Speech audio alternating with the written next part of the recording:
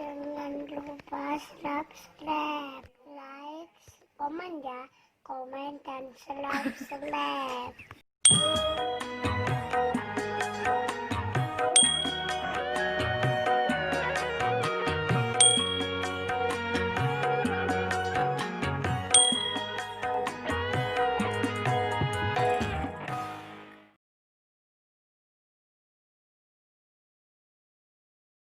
Nah gitu. Maka perdebatan ulama tentang MLM, multi level marketing, yang dalam bahasa fatwa DSN adalah PLBS, penjualan langsung berjenjang syariah. Nah itu, ini bahasa Indonesianya di fatwa kita. Itu adalah perdebatannya adalah ada yang mengharamkan, ada yang membolehkan. Nah, ini maka nanti di masyarakat itu juga perdebatannya begitu.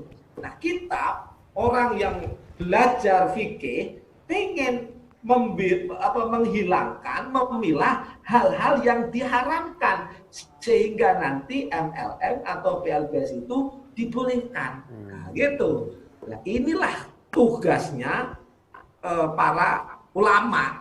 Jadi bukan sebentar-sebentar pokoknya haram, nggak ada solusinya. Kasihan orang berapa ribu, mungkin jutaan orang yang ikut MLM, dikit-dikit diharamkan. Nah, yang haram itu dipisah saja. Namanya at-tafriq anil halal wal haram, dipisahkan. Mana yang haram dibuang, yang halal diambil. Nanti jadinya halal. Gitu. Bapak Ibu Saudara sekalian, jadi kita tahu kalau kita pelajarin betul namanya MLM atau PLBS, di sana itu bertumpuk-tumpuk atau istilahnya tarokub al-uqud al-murakkabah. Banyak akad di dalam sistem PLBS. Maksudnya akad apa? Di situ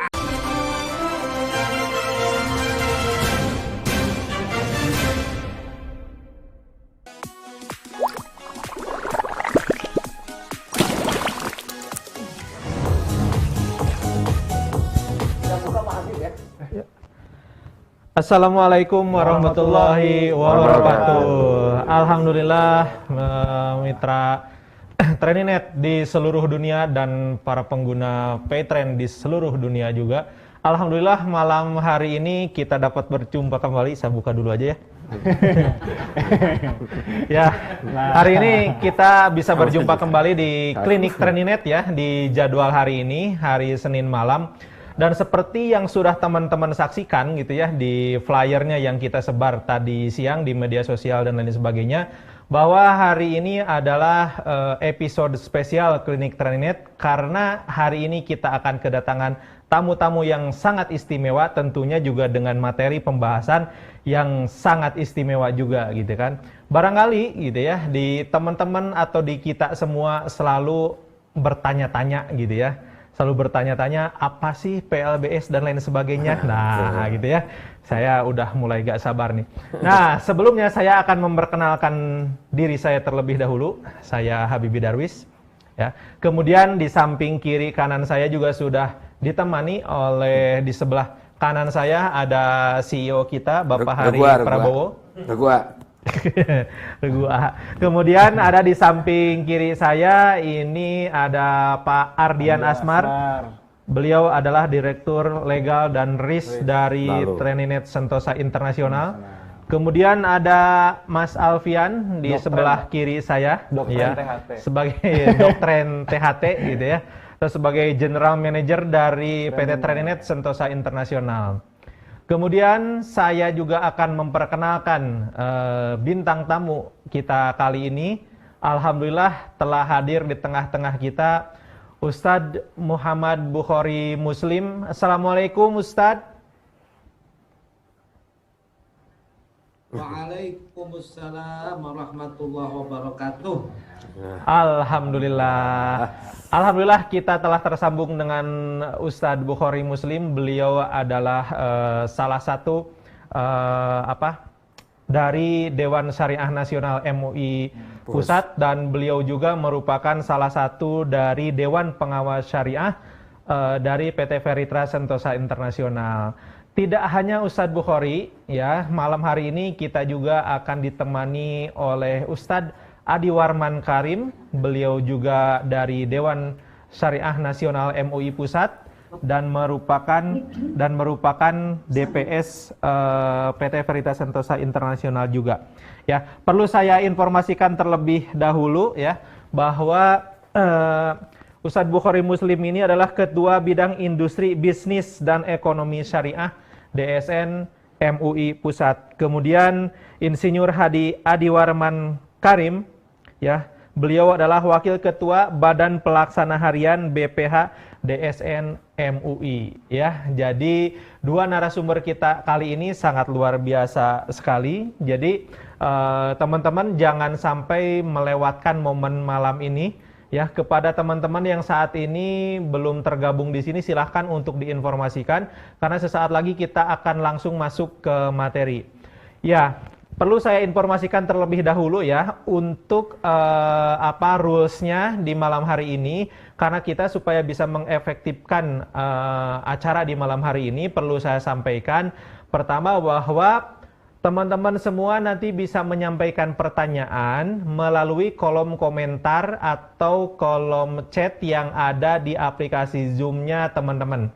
Ya, silahkan sampaikan pertanyaan di sana sebanyak-banyaknya. Nanti kita akan akan kumpulkan semua, tetapi tidak akan langsung kita jawab secara live di malam hari ini. Tujuannya untuk apa? Supaya nanti para narasumber bisa menyampaikan materinya dengan maksimal di malam hari ini karena waktu yang terbatas. Karena saya yakin pembahasan ini akan sangat menarik dan tidak cukup waktu nampaknya untuk 1 jam ke depan.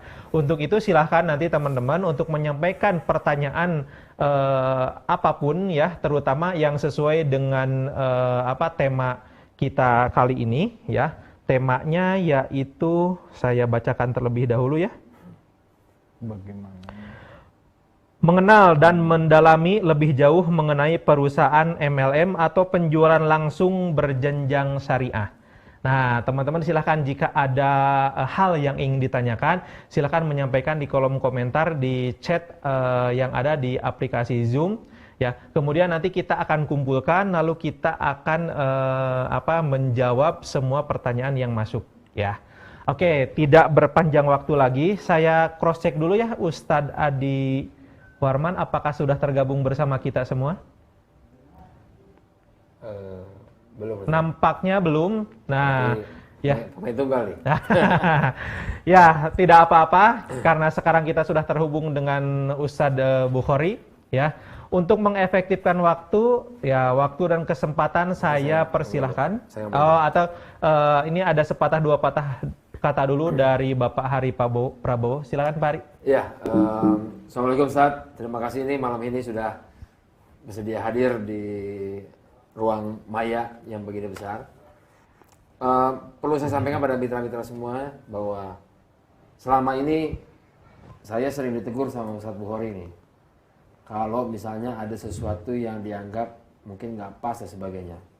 Sering ditanya bagaimana sistemnya, bagaimana apanya gitu. Karena memang kurang lebih tahun 2017 kami ada komitmen sama Ustadz Bukhari dan juga kawan-kawan bahwa nanti kita akan terapkan 100% nih bagaimana pembinaan di bisnis direct selling atau MLM dan sebagainya. Jadi alhamdulillah pada saat ini TrainingNet saya kira kita sudah siap untuk menjalankan 100%. Tapi apa yang dibahas malam ini bukan TrainingNet, ya, supaya fair.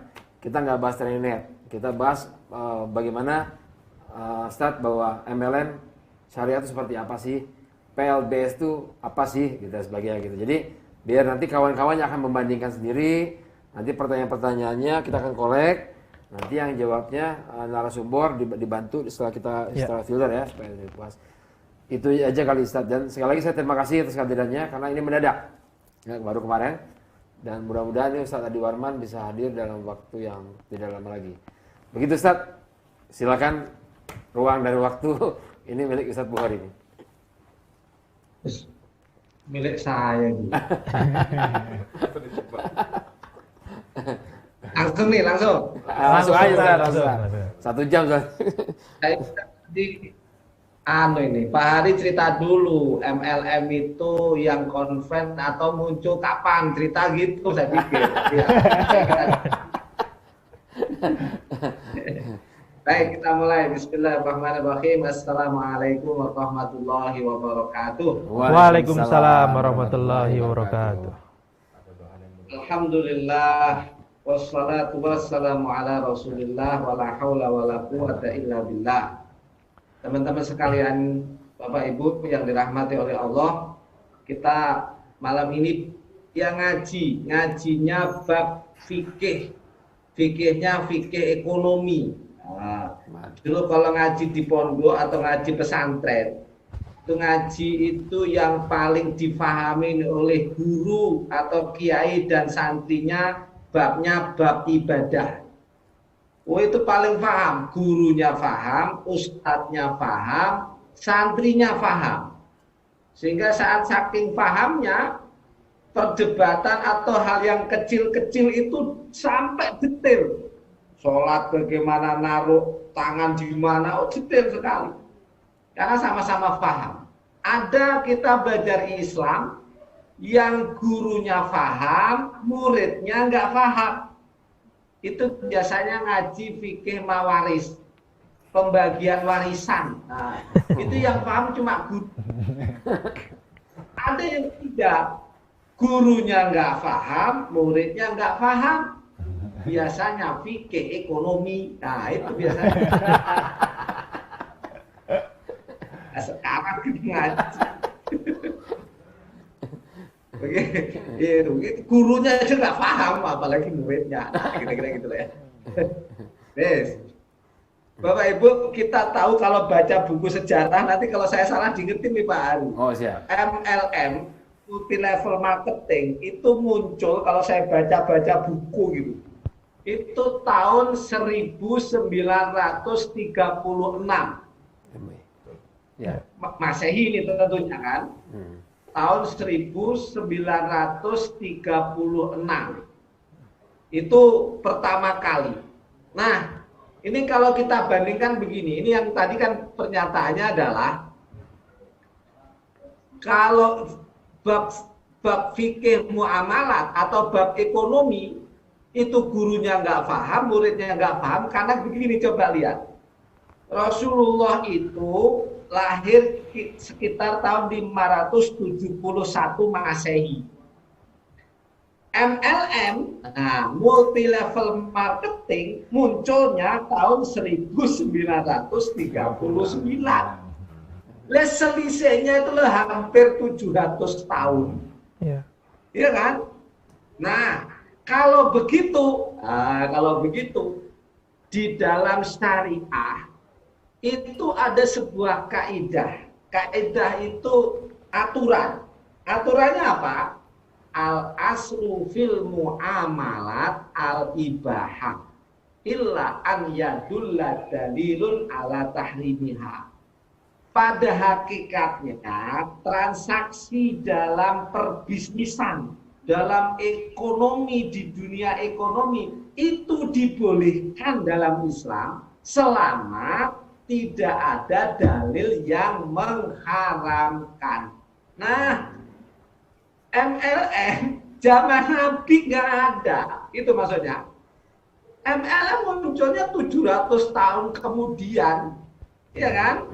Atau berapa tahun kok 700 tahun, berapa ratus tahun?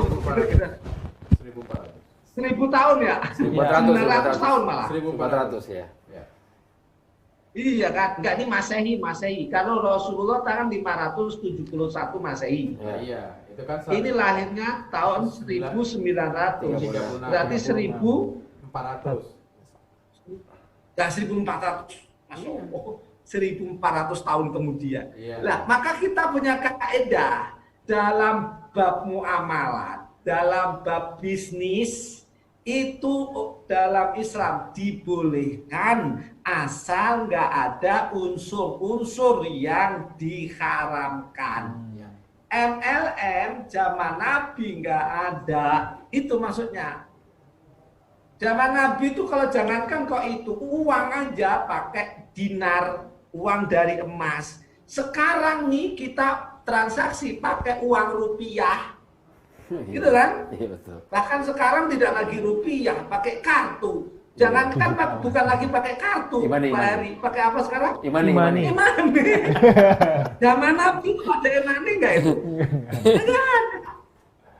Terus kita mau ngomong haram begitu, susah. Hidup kok begitu ya, ekonomi susah.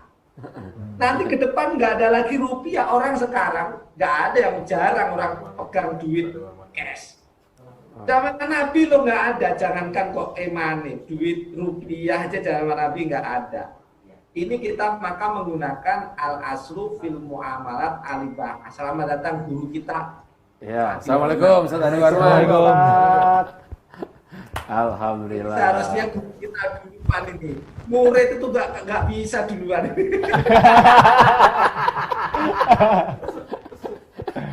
Murid kok ceramah di depan guru ini kualat tadi.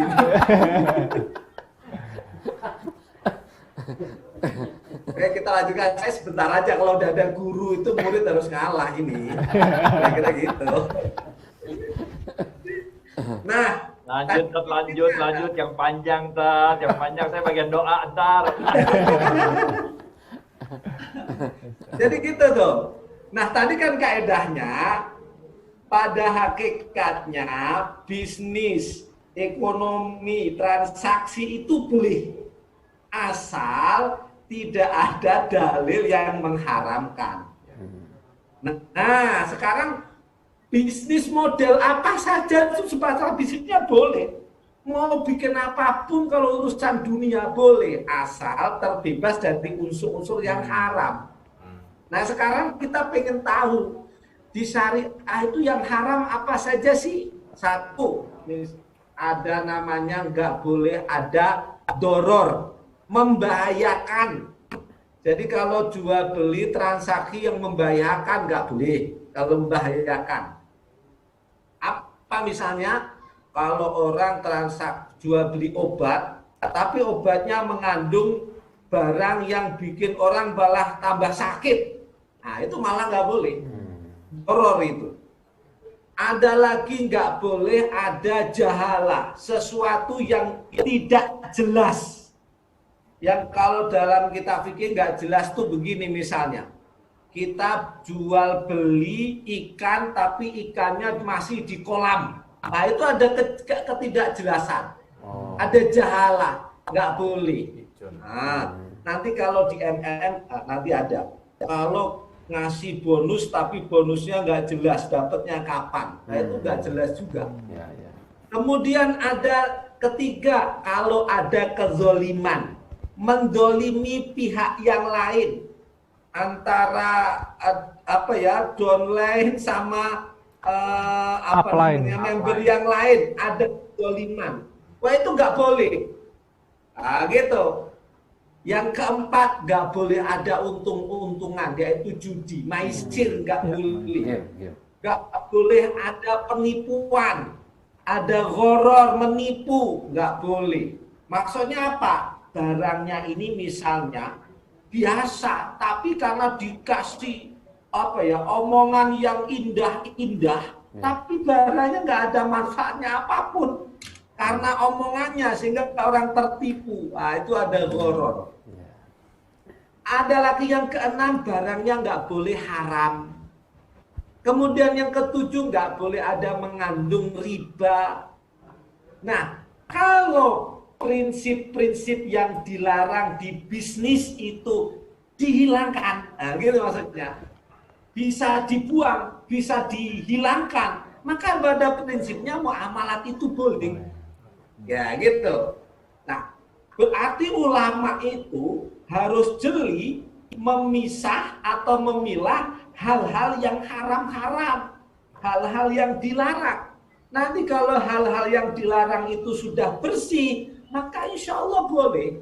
Nah, gitu. Iya. Maka perdebatan ulama tentang MLM, multi level marketing, yang dalam bahasa fatwa di SN adalah PLBS, penjualan langsung berjenjang syariah.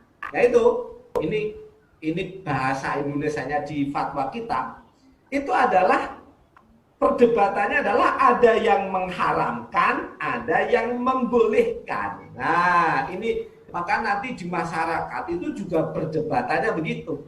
Nah, kita orang yang belajar fikih pengen menghilangkan, memilah hal-hal yang diharamkan sehingga nanti MLM atau PLBS itu dibolehkan. Nah, gitu. Nah, inilah tugasnya para ulama.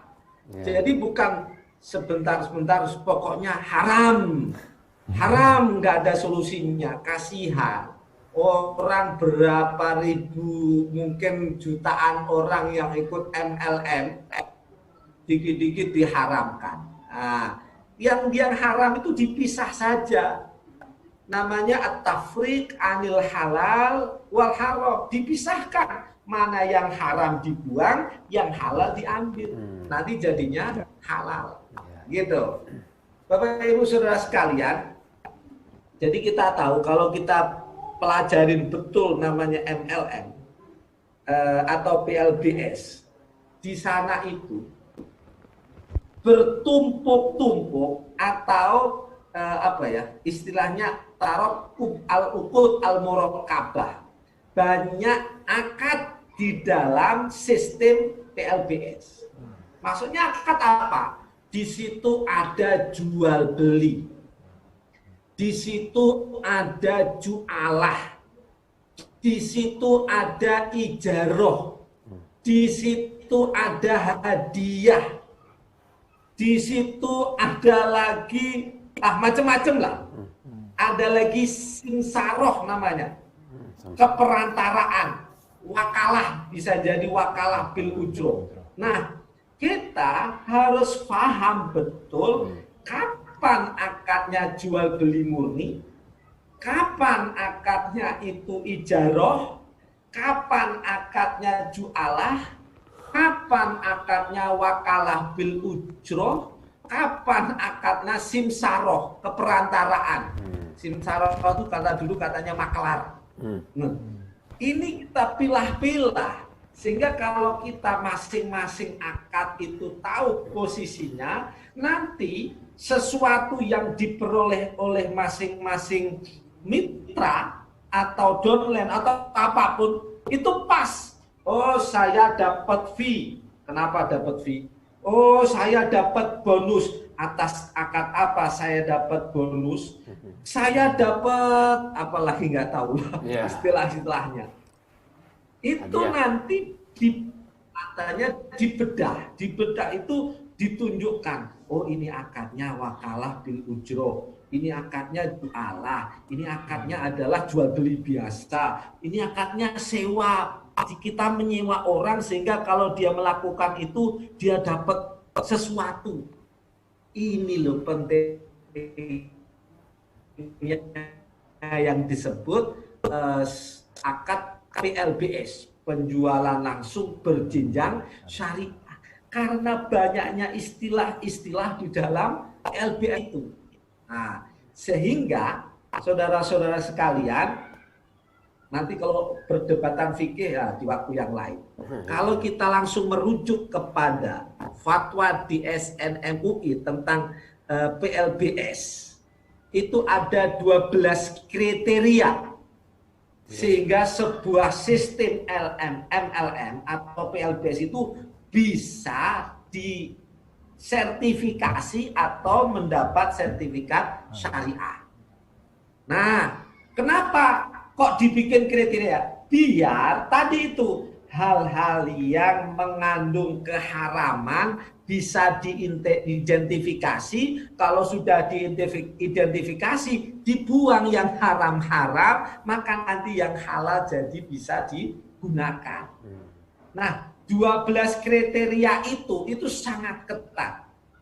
Hebatnya, Bapak Ibu Saudara sekalian, kriteria 12 ini itu nggak ditemukan di kalau kita ngaji kitab apapun di Timur Tengah, dimanapun, mau jurnal-jurnal bahasa Arab, disertasi, saya sudah baca 5 disertasi jurnal tentang PLBS, kalau dalam bahasa Arab namanya At-Taswiq As-Sababi.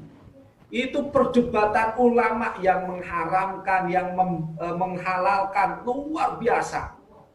Ada yang menganggap ini ada ribanya, ada gharar, ada doror, ada zulm, ada macam-macam, ada akad yang bertumpuk. Kemudian dijawab oleh para ulama yang membolehkan.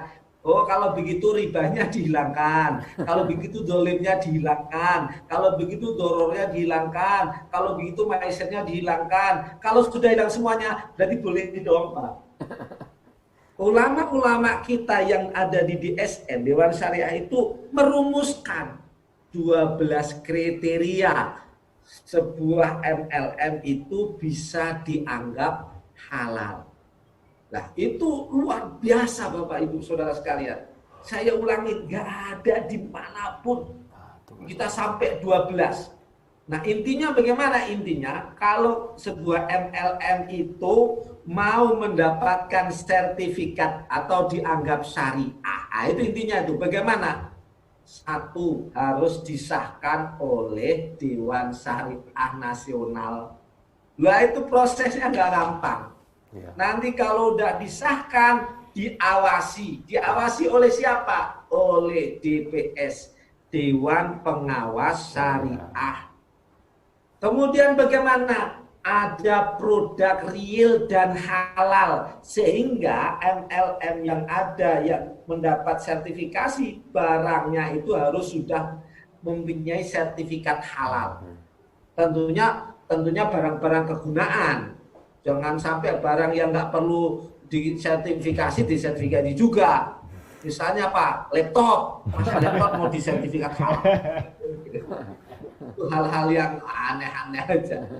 Kemudian apalagi MLM syariah itu kalau dia menjunjung etika. Jadi beretika. Karena apa? Berdasarkan analisis dan kajian sementara saya, di PLBS atau MLM itu ada namanya cutting price, ada nyerobot downline. Nggak tahu bener enggak itu Pak Ali, pasti ya, bener saya betul. Ada cutting price, kemudian ada nyerobot downline orang lain.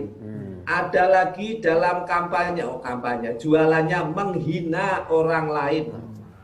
Ada lagi sistemnya ighra. Ighra itu begini, dia bikin kata-kata yang begitu menarik di luar batas sampai orang tertarik bukan karena barangnya tetapi karena penjelasannya. Iming-imingnya itu loh, kalau kamu di sini insya Allah dalam waktu sebulan bisa beli Al-Fatihah maksudnya. Gitu misalnya. Nah itu namanya ighra. Ya nggak apa-apa sih, boleh, ya mungkin aja, tapi kan terlaluan itu. Namanya nggak boleh. Nah itu yang disebut ighra itu ya, iming-iming yang begitu tinggi di luar batas, di luar ya. Kalau misalnya beginilah, kalau ada orang menjanjikan keuntungan bisnis sebulan bisa sampai 15%, ini namanya ighra, nggak boleh. Nggak ada bisnis sampai setinggi itu. Pokoknya dengan modal 1 juta, Anda bisa balik 5 juta dalam tempo waktu sebulan. Diapain itu? Paling hanya dulu itu yang ada di Jember itu dulu, siapa itu yang bisa menggandakan uang itu? Syekh Puji. Iya nih. Bukan. Ini. Ya. Kang Jeng. Dimas Kanjeng. Dimas Kanjeng. Ayo, kan Dimas Kanjeng itu bisa kali dari 1 juta jadi 10 juta dalam tempo sesingkat-singkatnya. Itu namanya boleh itu. Itu nggak ada etika. Di kita nggak boleh. Nah, ada lagi MLM itu orientasi bisnis perusahaannya adalah jual beli produk, bukan sekedar merekrut anggota. Jadi merekrut itu bukan yang utama, jualan yang utama. Ya. Itu yang penting tuh. Ya. Bukan kita sebanyak-banyaknya, nggak penting produknya. Ini udah mulai bermasalah kalau begitu. Gitu. Barangnya yang dikedepankan. Rekrut itu ya boleh, tapi ini nomor 2 lah, kira-kira gitu ya. Kemudian akadnya harus sesuai syariah yang tadi saya jelaskan. Harus terbebas dari maisir, gharar, zulm, doror dan tadi semuanya itu.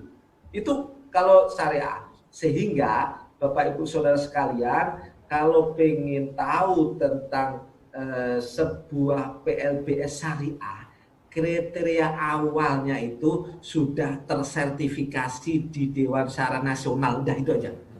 Itu paling gampang. Nanti Anda sadar apa enggak sih? Sertifikatnya mana sih? Nah gitu. Lalu dilihat sertifikatnya asli apa enggak sih? Nah gitu. Karena orang-orang itu namanya dia self complain, apa dia namanya? Ngaku dirinya syariah.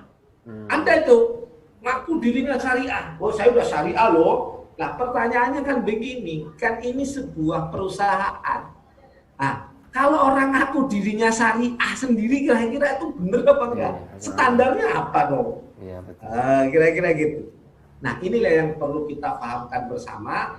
Pada intinya, dalam sebuah MLM, bisnis MLM, level marketing itu yang paling utama adalah produknya halal, kemudian akad-akad yang ada antara perusahaan dengan mitra dengan mitra itu harus jelas.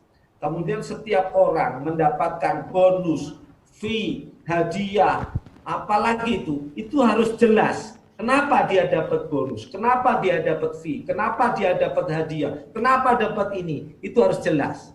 Sehingga nanti ada istilah tidak boleh ada namanya passive income.